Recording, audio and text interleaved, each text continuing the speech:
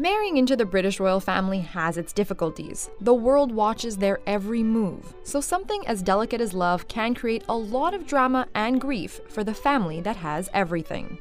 Modern news fascination with royal couples can be traced back to King Edward's romance with American actress Wallis Simpson, twice divorced in the 1930s. People throughout the world, particularly in America, read about this romance long before people in Britain do. It was kept secret. So therefore it was a massive scandal when it finally broke. The Guardian claims the reason for the cover-up was due to a gentleman's agreement with news publishers out of fear of souring the relationship with the king. Most Britons had no idea of the romance until Edward announced his abdication to the throne on the radio. And the king gave this very emotional radio broadcast in which he abdicated for the woman he loved and said he couldn't possibly give her up. Queen Elizabeth and Prince Philip's marriage has endured over 70 years. Unlike her uncle, she was able to find a match that was suitable for the public and her family. Historians say, though, that for Elizabeth, it wasn't a question of suitability. The Queen sort of fell in love with Prince Philip at first sight, probably when she was about 8, actually, but they didn't properly meet until she was about 18. The Second World War made it difficult for them to see each other, but they made an effort to keep in touch. But it's a genuine love match.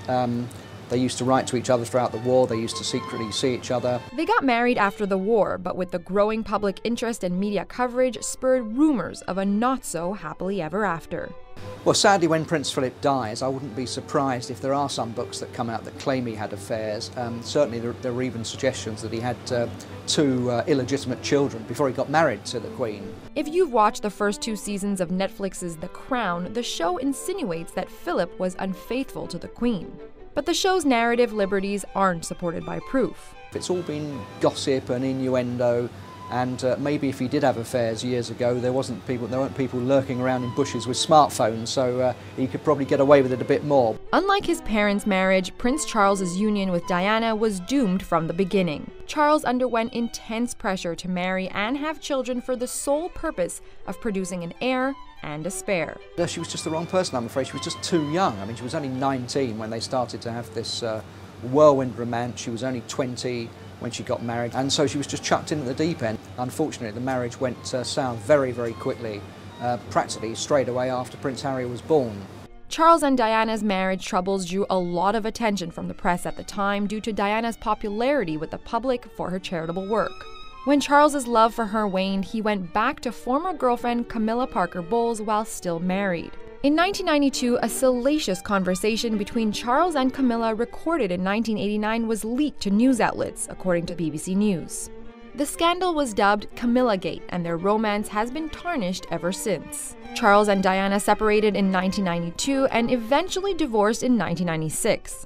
A decade after the divorce, Charles and Camilla got married in 2005 at Windsor Guildhall. Well, at first the Queen was very against it. She called Camilla in private that wicked woman, and I don't think she ever thought that he would be able to marry her. But Prince Charles made it clear that she was non-negotiable, were his words. The delay in their marriage could be attributed to Diana's death in 1997, when she was killed in a car crash in Paris while being chased by paparazzi. And in time it came to pass, and they mounted this campaign to slowly get the public used to the idea. That was put off track for several years, of course, after Diana's death, when there was quite a backlash. Having lived through his parents' disruptive marriage and nasty divorce, Prince William worked hard to redefine a royal marriage. On April 29, 2011, William, second in line to the British throne, married Kate Middleton. I definitely think William learnt from his father's mistakes. He's always made it a priority to protect Kate and make sure that they have a stable family background. After having 3 children, William and Kate have been inseparable. I think they're a very happy family, and I think the stable family life is what's keeping them, very happy. People are hoping that Prince Harry's marriage to Meghan Markle is no different. Breaking the mold once again, Harry's marriage to Meghan would be unjustly scandalous decades ago. Well, we just live in a different world, don't we? I mean, Meghan's been divorced, she's mixed race, she's American. None of those things would have allowed her to get married even 20 years ago. Even the Queen seems to think Meghan is a perfect fit. The fact that the Queen has welcomed her and already shows that she likes her, she trusts her, and I'm sure she thinks she's going to be a great asset.